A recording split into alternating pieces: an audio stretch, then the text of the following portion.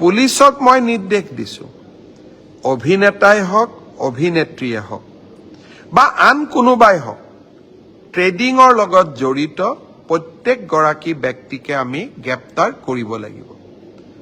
আৰু এই ট্ৰেডিঙৰ লগত জড়িত ঘটনা যাতে অসমত পুনৰাবৃত্তি নহয় তাৰ বাবে আমি ব্যৱস্থা ল'ব লাগিব।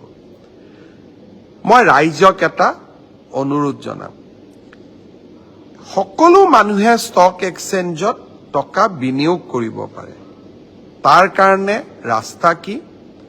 এটা ডিমেট একাউণ্ট খুলিব লাগে আৰু ডিমেট একাউণ্টৰ জৰিয়তে আমি ষ্টকত আমাৰ ধন বিনিয়োগ কৰিব পাৰোঁ। আজিকালি কলেজ ইউনিভাৰ্চিটিত পঢ়া ল'ৰাইও ষ্টকত টকা বিনিয়োগ কৰে, কম পৰিমাণে হ'লেও, আৰু এটা ভাল ফাইনেন্সিয়েল কেৰিয়াৰো বনায়। ই এটা সহজ পন্থা। কিন্তু আপোনাৰ টকা মই লৈ ষ্টক এক্সচেঞ্জত বিনিয়োগ কৰিব নোৱাৰো। বহুতে কয় ষ্টকতহে টকা বিনিয়োগ কৰিছে, এইটো লিগেল।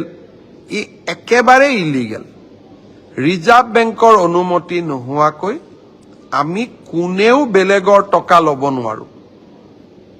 আৰু 30% সুদ দিম বুলি কাগজত লিখি দিয়া, ইটো আৰু অপৰাধ। দুখীয়া মানুহৰ টকা লোৱা ই আৰু অপৰাধ। আমি অসম পুলিচক আজি এটা SIT গঠন কৰিব দিছো, যাতে এই ধৰণে মানুহৰ পৰা টকা সংগ্ৰহ কৰা প্ৰত্যেকজন ব্যক্তিক আমি গ্ৰেপ্তাৰ কৰিব পাৰোঁ। বহুতে কয় যে এই ঘটনা চলি আছিল, ময়ো নাজানিছিলোঁ। কিছুদিন আগতে এটা এনেকুৱা ট্ৰেডিং কোম্পানীয়ে মোক অনুৰোধ কৰিলে যে 1 কোটি টকা আমি CM ৰিলিফ ফাণ্ডত দিব খোজো।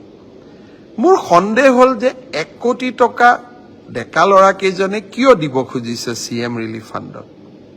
তেওঁলোকে টকাই বা ক'ৰ পৰা পালে? তেওঁলোকৰ বিষয়ে কিছু খবৰ সংগ্ৰহ কৰিলোঁ।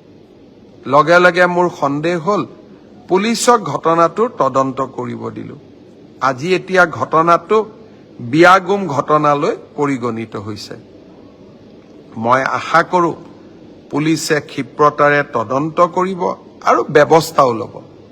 কিন্তু লগে লগে আমি এই ঘটনাটোৰ তদন্ত কৰিবলৈ এনফৰ্চমেণ্ট ডাইৰেক্টৰ, প্ৰৱৰ্তক নিৰ্দেশালয় আৰু ইনকাম টেক্স ডিপাৰ্টমেণ্টলৈকেও চিঠি লিখিছোঁ আৰু মোৰ পৰ্যায়তো মই এই বিষয়ে উচ্চ পদস্থ বিষয়াসকলৰ লগত টেক আপ কৰিম।